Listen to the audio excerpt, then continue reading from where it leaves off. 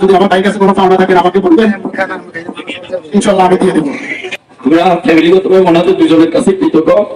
আমার বাবা অল্প বয়সে আমাদেরকে দিন করে চলে গেছে, কিন্তু আমরা ফিডব্যাক সাপোর্ট হিসেবে আমাদের বড় ভাইকে পাইছি, মেজো ভাইকে পাইছি।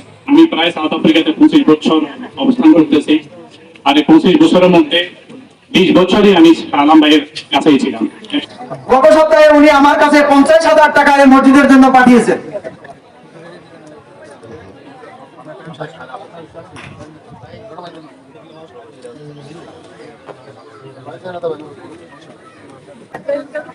মরহুম সালাম মিয়া গত সপ্তাহে খুব বেশি যোগাযোগ আমার সাথে হয়েছে। আমি মসজিদের ব্যাপারে তার সাথে আমার অনেক কোপারেশন হয়েছে, যোগাযোগ হয়েছে। গত সপ্তাহে উনি আমার কাছে 50,000 টাকা এই মসজিদের জন্য পাঠিয়েছেন। 50,000 টাকা। আজকে উনি এখানে লাশ হয়ে আসছেন, আমরা মসজিদ করছি ওনার বাড়ির দরজায়, উনি মসজিদটা দেখার সুযোগ হয় নাই বাস্তবতা। সুতরাং এখান থেকে আমাদের সবাইকে শিক্ষা নেওয়া উচিত। আমরা সবাই এই শিক্ষাটাই নিই যে আজকের যে খাটিয়াতে যে মৃত ব্যক্তি শুয়ে আছে, এই খাটিয়াটা পরবর্তীতে আমার জন্য তো হয়তো অপেক্ষা করতে পারে। সুতরাং আমরা আমাদের চলার পথে আমাদের যাতে কোনো ভুলভ্রান্তি, ইচ্ছাকৃত কোনো ভুলভ্রান্তি আমরা না করি, আমরা এখন থেকে এই খাটিয়ার দিকে তাকাই, এই লাশের দিকে তাকাই, এই লাশের কর্মের দিকে তাকাই, তার প্রবাস জীবনের দিকে তাকাই, আমরা যেন একটু সোভাবে চলি। এই মানসিকতা আমাদের ভিতরে যাতে করে সৃষ্টি হয়। আপনারা যারা এর কথারই ভাবে আছেন, আপনারা সবাই সারিবদ্ধভাবে দাঁড়িয়ে যান। আর এই বড় ভাই আসলে আল্লাহ থেকে ভালো তো আনছে। 56 বছর বয়স উনি, 56 বছর বয়সে উনি চলে গেলেন। আল্লাহ থেকে খুশি লাগতে পারবে নিয়ে গেছে। দুঃখের বিষয় হলো আমার মা 1 শুক্রবারে মারা গেলেন, মাঝখান দিয়ে একটা শুক্রবার গেল, পরের শুক্রবারে আমার ভাই মারা গেল। আসলে আপনাদেরকে আমরা নিজেরাই শুধু আহত। আমি শুধু দুইটা কথা বলবো। একটা হলো দেশে তারা আফ্রিকাতে যারা দীর্ঘদিন আমার ভাইকে দেখছেন, চিনেন, জানেন, কোনো লেনদেনের ঘরে তাকিয়ে থাকে, বা আফ্রিকার অনেক শুভাকাঙ্ক্ষী এখানে আসছেন, আফ্রিকার অনেক শুভাকাঙ্ক্ষী এখানে আসছেন জানাশোনা মতে। আপনারা যদি আমার ভাইয়ের কাছে কোনো পাওনা থাকেন আমাকে বলবেন, ইনশাআল্লাহ আমি দিয়ে দেবো। চেষ্টা করবো না, ইনশাআল্লাহ আমি দিয়ে দেবো। দেশেও যদি আমার ভাইয়ের কাছে কেউ কিছু পাওনা থাকেন, ইনশাআল্লাহ আমি দিয়ে দেবো। আমার ভাই 28 বছরে বিদেশ ছিলেন, 7 বছর মালয়েশিয়া, 56 বছরের মধ্যে 21 বছর আফ্রিকা। এই 28 বছরে বিদেশ ছিলেন, অনেকে চিনেন, অনেকে চিনেন না। তারপর যদি আগে থেকে কারো লেনদেন থাকিয়ে থাকে, আপনারা পাওনা থাকেন, আমাদের সাথে আলোচনা করবেন, আমি দিয়ে দেবো। আমার সাথে আলোচনা করবেন ইনশাআল্লাহ।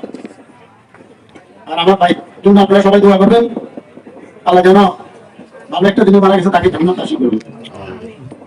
আপনারা সবাই আমার ভাইকে মাফ করে দিয়েছেন না? আপনারা সবাই আমার ভাইকে মাফ করে দিয়েন।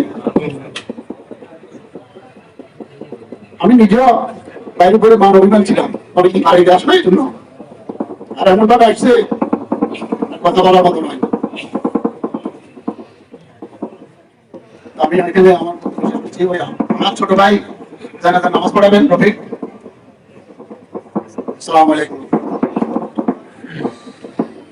এই পর্যায়ে এখন কথা বলবেন আমাদের পরিবারের পক্ষ থেকে মরহুম সালাম মিয়ার ছোট ভাই মাওলানা রফিক। মাওলানা রফিক আপনাদের সে কিছু বলবেন। আসসালামু আলাইকুম ওয়া রাহমাতুল্লাহি ওয়া বারাকাতুহু।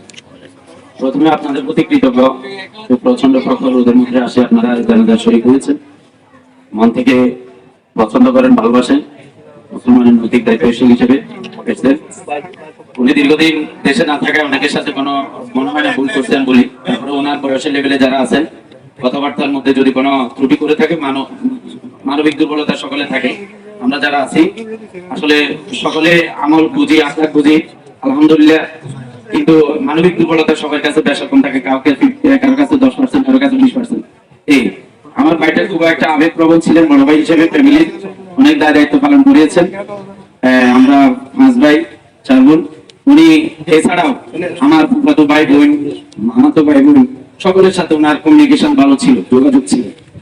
ওনার একটা গ্রুপ সাইট ছিল।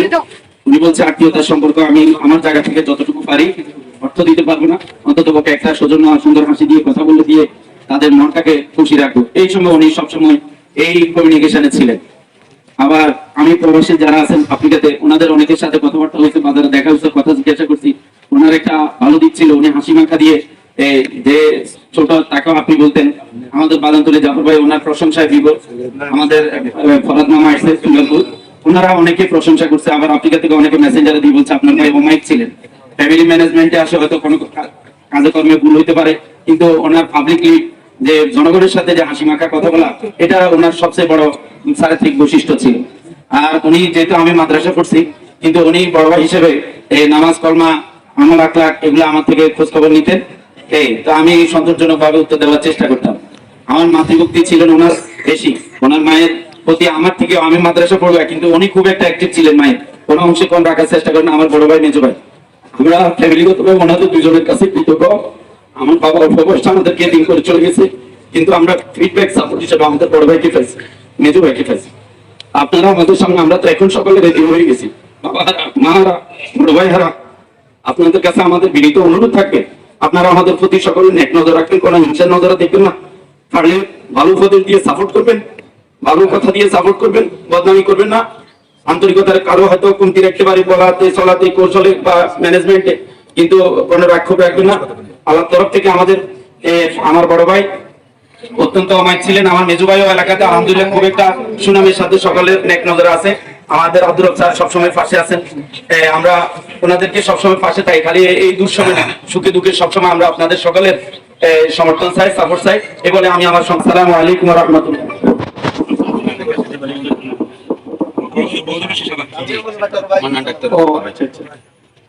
আপনাদের উদ্দেশ্যে এখন দীর্ঘদিনের সাথী, সাউথ আফ্রিকার দীর্ঘদিনের সাথী, যিনি আমি নাম শুনছি হান্নান ভাই, যিনি অনেক বাঙালির অভিভাবক, অনেক বাঙালির বহু সমস্যার সমাধান সাউথ আফ্রিকাতে দিয়েছেন, অনেক বাঙালির উপকার তিনি করেছেন। মরহুম সালাম মিয়া সম্পর্কে ওনার খুব একটা ভালো ধারণা আছে, এটা আমি মনে করি। এই মুহূর্তে হান্নান ভাই আপনাদের উদ্দেশ্যে কিছু বলবেন। আসসালামু আলাইকুম ওয়া রাহমাতুল্লাহি ওয়া বারাকাতুহু। আশা করি আমরা সবাই ভালো আছি। আল্লাহ রাব্বুল আলামিন আমাদের সবাইকে ভালো রেখেছে, আলহামদুলিল্লাহ। কিন্তু অত্যন্ত দুঃখের বিষয়, আমাদের প্রাণ প্রিয় শ্রদ্ধেয় শাহ আলম ভাই আমাদের মাঝ থেকে বিদায় নিয়ে গিয়েছে। ইন্না লিল্লাহি ওয়া ইন্না ইলাইহি রাজিউন। আল্লাহ রাব্বুল আলামিনের কাছে আমি ফরিয়াদ করি, আল্লাহ রাব্বুল আলামিন ওনাকে জান্নাতের উচ্চ মুকাম দান করুন, আমিন। সম্মানিত ভাইরা, আসলে আমি নিজেও সাউথ আফ্রিকান প্রবাসী। আমি প্রায় সাউথ আফ্রিকাতে 25 বছর অবস্থান করতেছি। আর এই 25 বছরের মধ্যে 20 বছরই আমি আলম ভাইয়ের কাছেই ছিলাম, একসাথেই ছিলাম। আলহামদুলিল্লাহ, প্রশংসা করার মতো আলম ভাই আমাদের সাথে উঠা বসা, লেনদেন, আচার ব্যবহার উচ্চ মানবীয় গুণাবলীর মধ্যেই ছিল, আলহামদুলিল্লাহ। আমি ওনার কোনো খারাপ দিক দেখিনি। যাই হোক, মানবিক কিছু যদি কোনো কারোর সাথে সম্পর্ক থাকিয়ে থাকে, আমি বিনীত নিবেদন করবো যে আমাদের এই ভাইকে আপনারা আল্লাহর ওয়াস্তে মাফ করে দিবেন। আলহামদুলিল্লাহ, আমরা জাস্ট একটা ইনসিডেন্ট দিয়ে আমি বলতে চাই। গত 3 সপ্তাহ আগে একটা ইসলামিক জলসা আমার সাথে দেখা হয়েছিল। আল্লাহর একটা অশেষ মেহেরবান, ওই জলসা শেষে আমার কাছে এসে বলতেছে, ভাই আমি তো অসুস্থ, আমি হসপিটালে আসা যাওয়া করতেছি, আমার জন্য একটু দোয়া করিয়েন, আর সবাইকে বলিয়েন আমার জন্য একটু দোয়া করার জন্য। কে জানতো এই 2 সপ্তাহ আগের কথাটা আজকে আমরা এখানে দাঁড়িয়ে ওনার জন্য দোয়া করতেছি। আল্লাহ রাব্বুল আলামিন আমাদের দোয়াটুকু কবুল করে নিন এবং জান্নাতের উচ্চ মুকাম দান করুন। আমি শুধু এতটুকুই বলি যে সালাম ভাই ভালো মানুষ ছিল। আমরা সালাম ভাইয়ের সাথে দীর্ঘদিন প্রবাস জীবনে ছিলাম।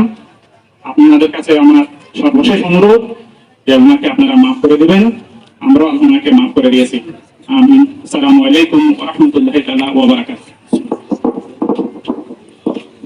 সম্মানিত উপস্থিতি, এখন আপনাদের সামনে কিছু বলবেন আমাদের শ্রদ্ধা মহাজন হুজুর এতিমখানা সুপারিনটেন্ডেন্ট, সহকারী সুপারিনটেন্ডেন্ট এতিমখানা দাখিল মাদ্রাসা সহকারী প্রিন্সিপাল জনাব ইউসুফ হুজুর।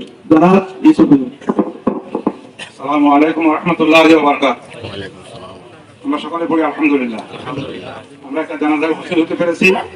জানাজার নামাজে উপস্থিত হওয়া এক কিরাত হওয়া। সাহাবায়ে কেরাম জিজ্ঞাসা করলেন, ইয়া রাসূলুল্লাহ, এক কিরাত মানে? আল্লাহ রাসূল বললেন, একটা উহুদ পাহাড় সমান। সুবহানাল্লাহ। সৌদি আরবের সবচেয়ে বড় পাহাড় যেটা, সেটাকে উহুদ পাহাড় বলা হয়ে থাকে।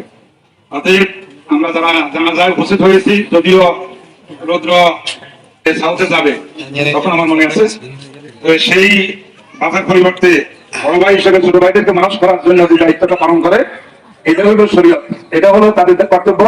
এই জন্য আমরা সকলে যারা বড় আছে শ্রদ্ধার প্রতি স্নেহ দৃষ্টি রাখবো, তাদের মানসিকতা, তাদের মন মানসিকতা যেন দিনের উপর ইমানের উপর গড়ে ওঠে। এই মানুষ শাহ আলম ভাই ছাত্র জীবন থেকে বা কর্মজীবন থেকে আমরা দেখেছি ওনাকে ভালো, হয়তো পারিবারিক জীবনে ভাইয়ের সাথে বোনের সাথে হক আদায় করতে পারছে কিনা আমার সঠিক জানা নাই। তবে মাওলানা রফিক আমাকে বলেছে যে আমাদের প্রতি স্নেহের জন্যই গিয়েছেন উনি। এটা যদি হয়ে থাকে তাহলে আল্লাহ যেন তার জীবনটাকে আল্লাহ জান্নাতি জীবন হিসেবে কবুল করে, সবাই আমিন। আর আব্দুল হান্নান সাহেব, যিনি আমাদের আত্মীয়, আমাদের ডাকা করে যাবেন, আপনাদের সবাইকে দাওয়াত দেওয়া হলো। আর এখন তার ছোট ভাই মাওলানা রফিক আমাদের হুজুরের অনুমতি ক্রমে ওনার দ্বারা আমাদের কাজ সম্পূর্ণ করবেন। আসসালামু আলাইকুম ওয়া রাহমাতুল্লাহ।